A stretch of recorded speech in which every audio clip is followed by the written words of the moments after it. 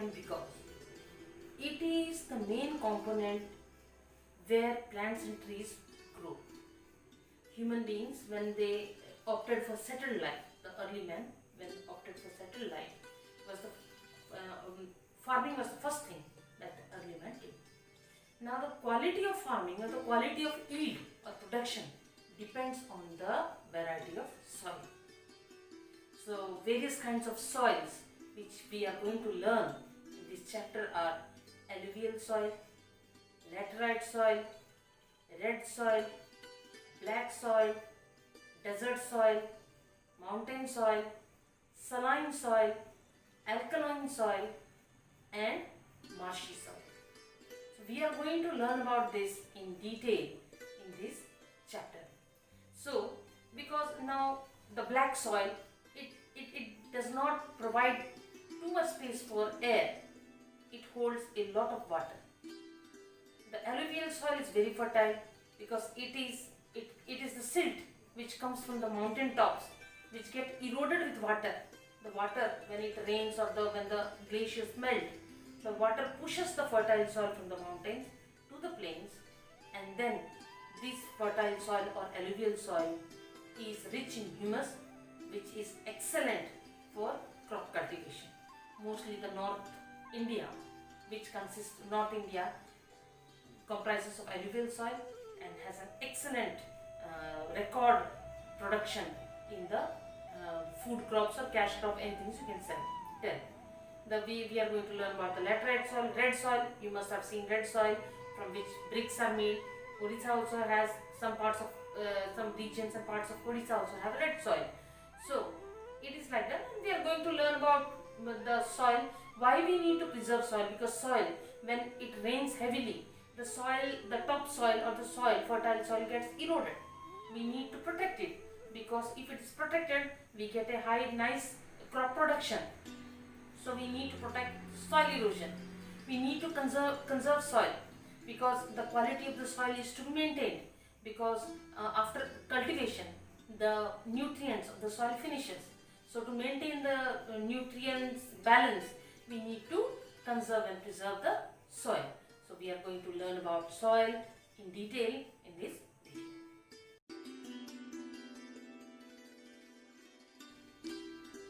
If you travel to different states in our country, you will notice that different kinds of plants grow in each state. You may see that the color of the soil is different too. Let us now discuss about the different types of soil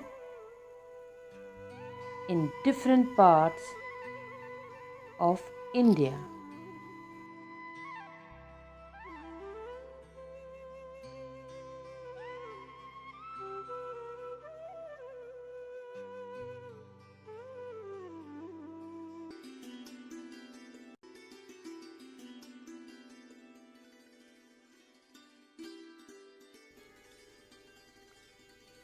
Formed by the sand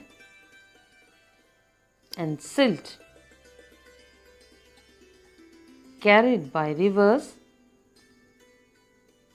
this soil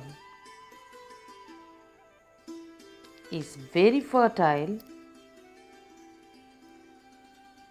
and rich in humus.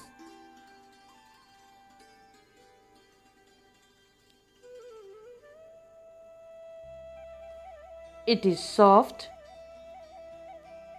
and rich in minerals, and so a wide variety of plants can grow here.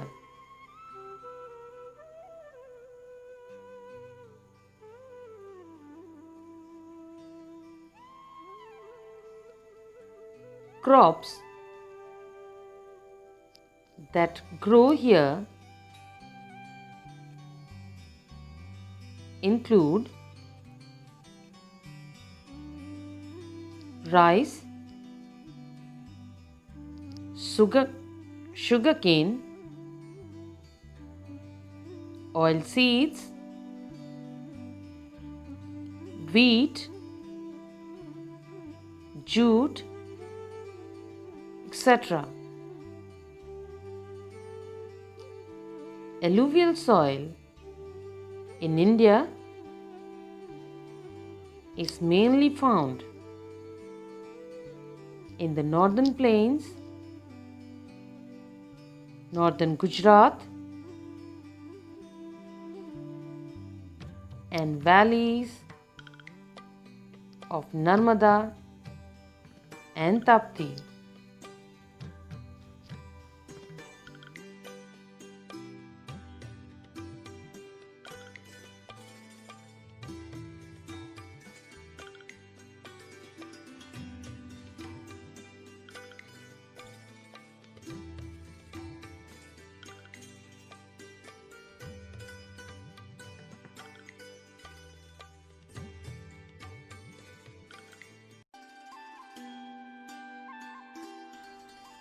The high content of iron in this soil gives it the red color. When the iron content is lower, it is yellow or brown. Even though the soil is not very fertile, a few plants can be cultivated here. If fertilizers are added to the soil, then cultivation can be abundant. The plants that can be grown here include rice, wheat, sugarcane, millets, groundnut, ragi, and potatoes.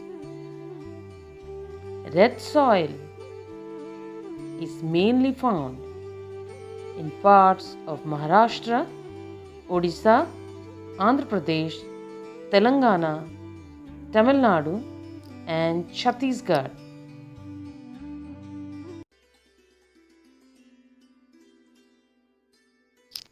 Formed from the lava of a volcano which has cooled down over the years, this kind of soil is clayey and can hold a high amount of water. This soil is rich in its nutritive value. Many plants can grow here. They include cotton and oil seeds, sugarcane, wheat, millets, citrus fruits, etc.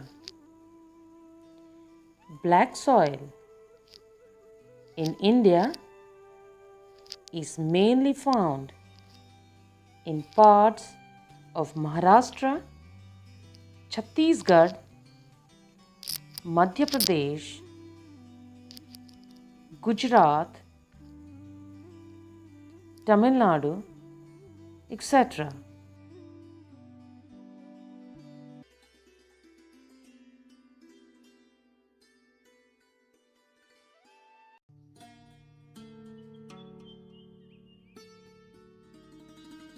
Created by a mixture of red and black soils, this soil is unfertile and no plants can grow here.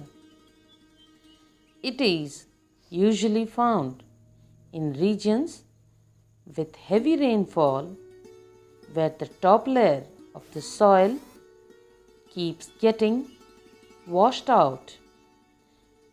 It is commonly used for making bricks Cultivation may, however, be done with the addition of fertilizers in the soil.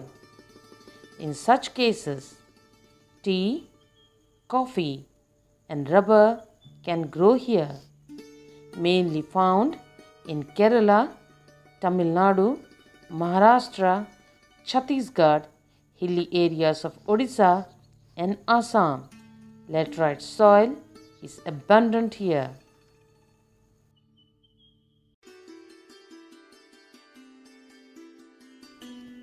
As the name implies, this is sandy soil with a low capacity to hold water. It is commonly found in Rajasthan and is also known as arid soil. Very few plants can grow here. However, with proper irrigation, barley, millets, and other plants can be cultivated. It is mainly found in the desert region,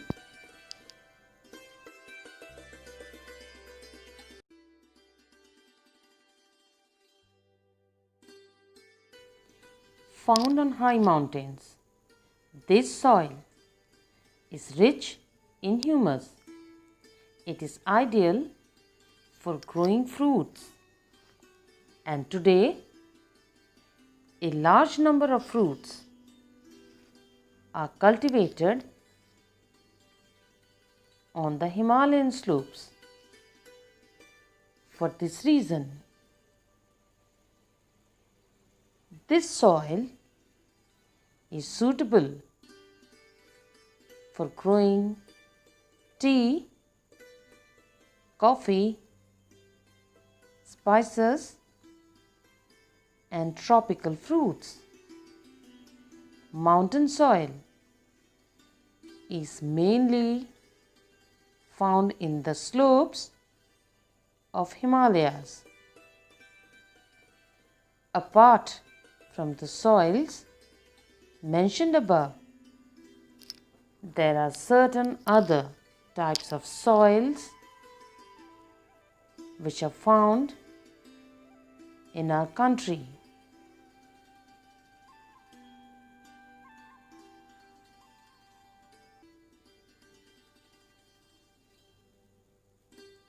Saline soils are found in the coastal regions of Andhra Pradesh and Karnataka. Alkaline soil are found in the dry regions of Bihar, Uttar Pradesh, Rajasthan, Maharashtra, Punjab, and Haryana. Marshy soils are found in the coastal areas of Odisha, Tamil Nadu, and in Sundarbans of West Bengal.